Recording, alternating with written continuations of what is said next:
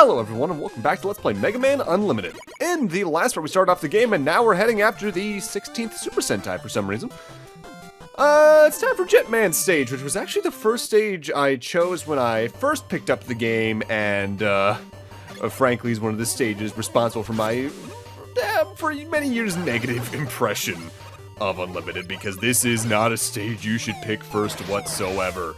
For one thing, it's one of the longer stages to begin with, but while the checkpoint here is actually placed at, like, almost the exact halfway point, the latter half of the stage on top of its mini-bosses can be kinda rough. With that said, it is one of the best stages in the game for bolt grinding, because these enemies, whenever they show up, they drop their suitcases and it spawns birds just like the eggs in Cloudman stage in Mega Man 7. So if you bring out the nail shield, you can just melt those birds pretty quickly and get probably some pretty good bolt drops, especially if you run back and forth to respawn them.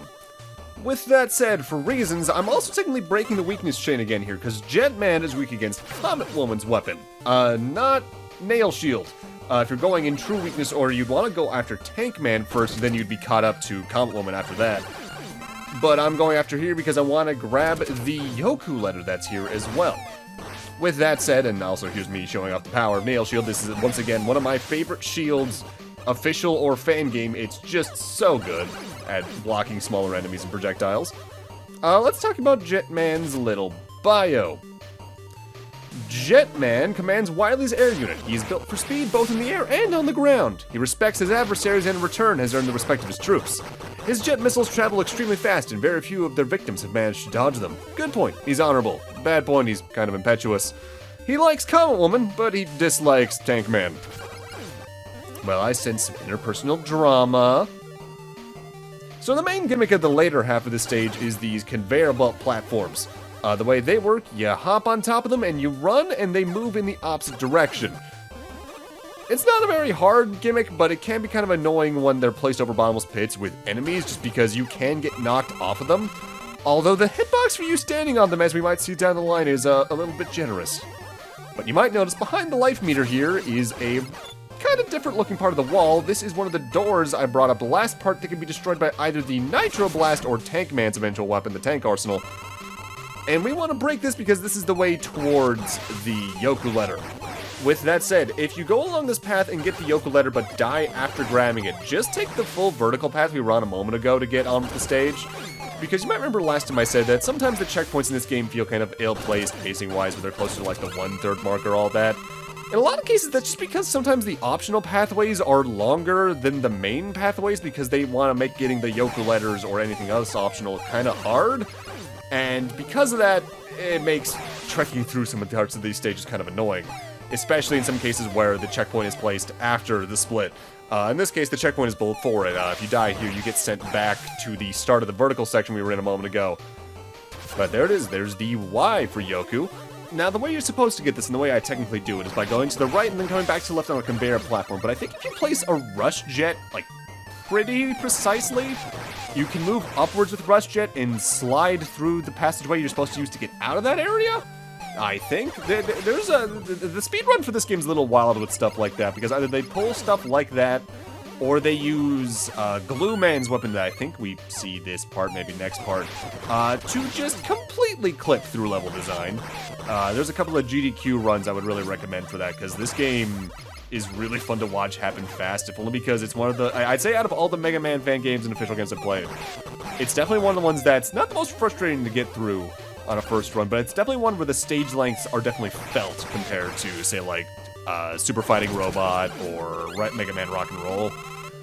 Also, those screws up there you can 100% get as long as you have Rush Jet or Rush Coil, but you should have Rush Coil because you have that from the start.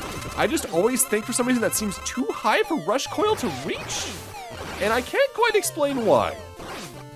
I think part of that is partially because, as I mentioned last part, Rush Coil in this game feels like it goes higher than it does in basically any other Mega Man project, but eh. Again, use the Nail Shield to get items from those birds. They are really good for farming. Oh god, hanging on by a prayer. Gotta survive, gotta survive, gotta survive! I stood still for about a solid minute after that because I've done some painful deaths in games over the years, but it's moments like that that just make you die inside and outside. What's especially kind of rough for this as a first stage, as you can see here, is that they have a lot of instances like this where they pull the Mega Man 9 type pitfall enemy out of nowhere. And that's why Nail Shield I would recommend having a lot for this stage, even if it's out of weakness order. Because it just makes getting past them so much easier. By the way, here's a mini-boss. I think we already fought one of these already, technically. But it's a cargo carrier. I actually couldn't figure out how to dodge this thing's attacks for a while. Whenever it launches the cargo into the air, it lands where you stand, but then it sends two little particles out in either direction. You kind of need to curve your jump back over on the way back in. You need to land on the same platform you jump from, kind of deal, essentially. But thankfully, they do give you a good chance here to stock up on weapon energy, and you might want to do that, especially if you use Comet Dash a lot here, because that is what Jetman is actually weak to. With that said, Jetman, I'd argue, is potentially the hardest Robot Master in the game, even with his weakness, because he is very fast. But like Comet Woman, he likes to stick to either extreme of the stage for the most part. He launches himself off after a dash in either direction, and then will do a bit of a bombing run. Well, he'll fly to the opposite side of the screen and then fire a missile that tracks onto you with some pretty good precision that makes a pretty big explosion. And then he'll land, send another projectile at you that's also kind of hard to dodge, and then it repeats from there. Hitting him with his weakness here is probably arguably the hardest part, because it's also a bit of a charge kick situation, where, as you can see, it's very easy to damage yourself while you're trying to hit him with it, especially if you misjudge the size of his hitbox, because he's also, I think, like the largest boss in the game physically, at least in terms of like width. So it's just very easy to take damage. In fact, as you can see, I game over to him, but I went to buy the energy equalizer at the same time, so I might as well get a power-up while I'm at it, so I had to track all the way back through the stage. It's very easy for me to say, this was the longest recording session in the game, because I recorded each stage individually.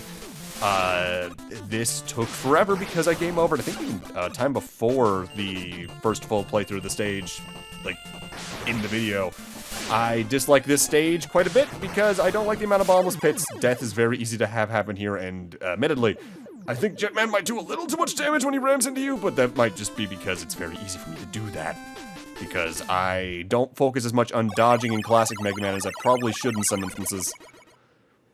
But for beating Jetman, we do get a very handle special weapon. We get his Jet Missile, I believe is the name of it.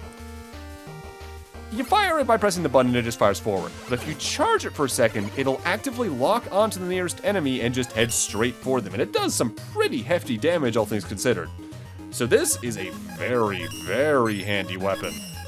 Again, for all my weird problems with this game, even if some of those are very outdated just because of how the game has been updated since it was first released, the special weapons have always just been so good. I ran a few more tests. I've never seen anything like this. It seems some kind of virus is completely rewriting the programs of those robots. So that's why they're so hostile. I've got to stop them. Be careful, Mega Man. The virus even seems to be transmitted by simply being in contact with the infected robots. That's odd.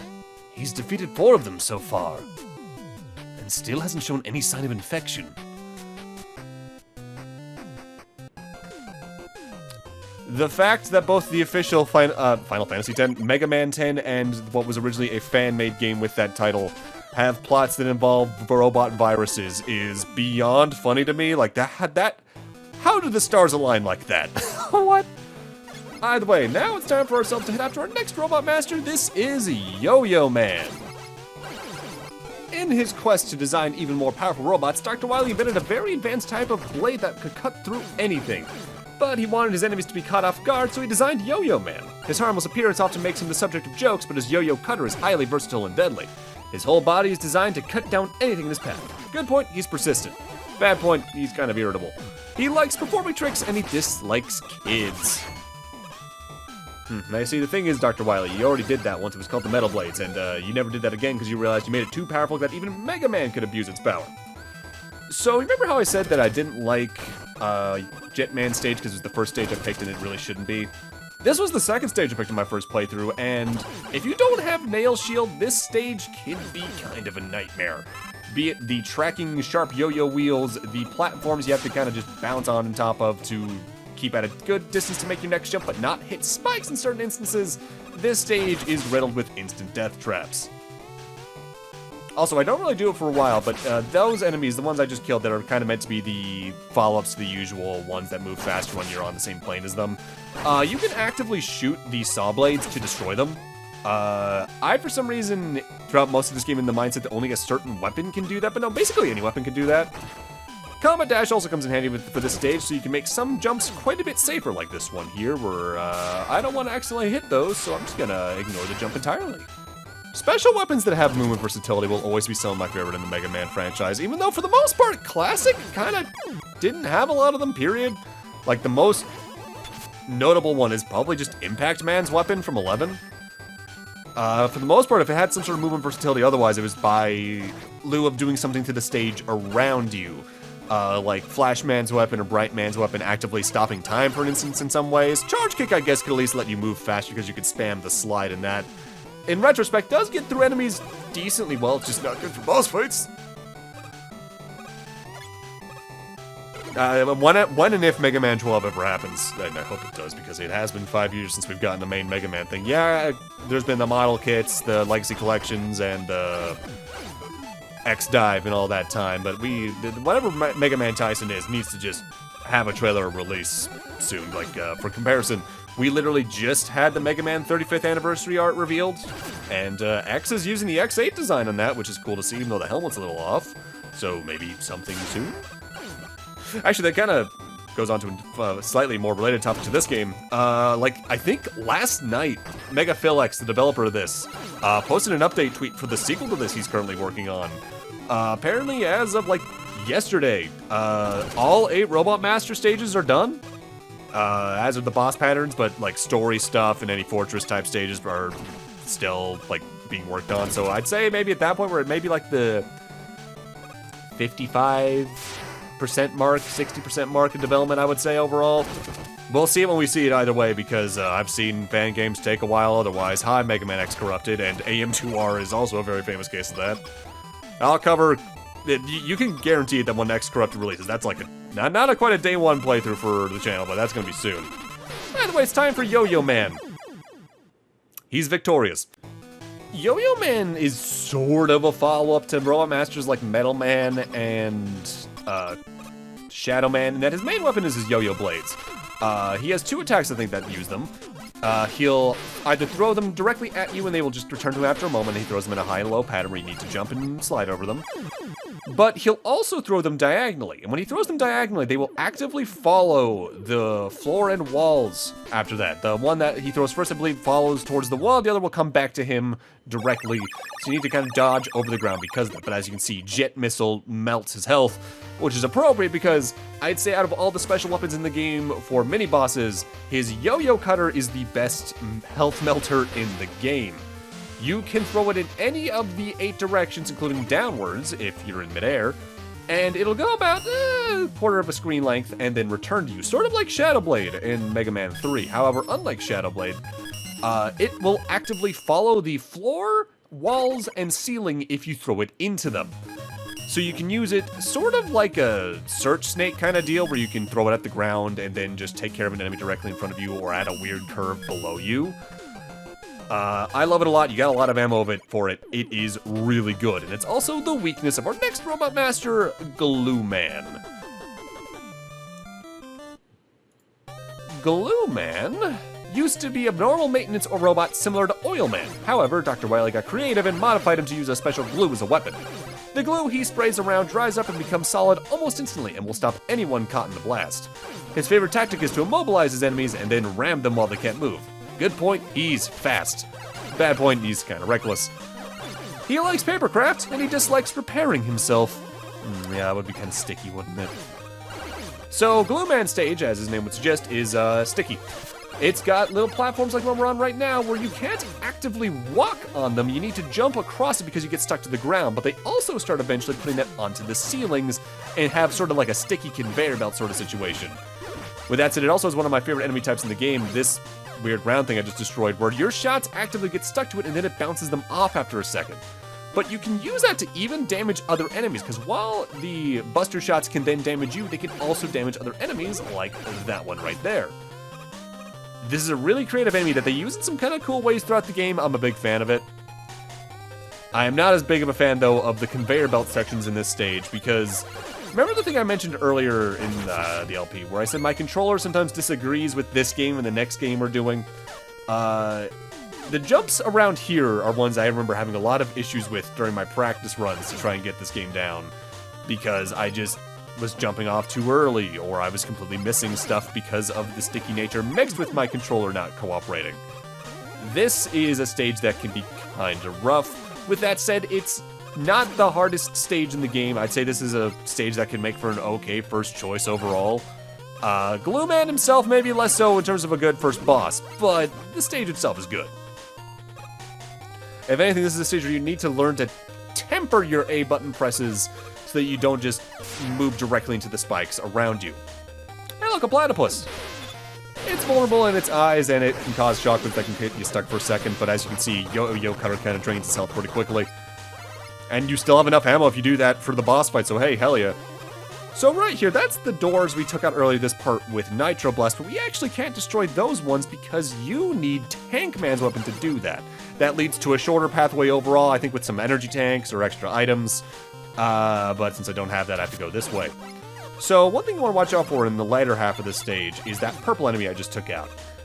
They rotate around the screen, not around the screen, they rotate in place for a couple of cycles, and then they flash the entire screen with damage, which is very easy to throw you off. In instances like this, you have to take care of a larger enemy first, potentially.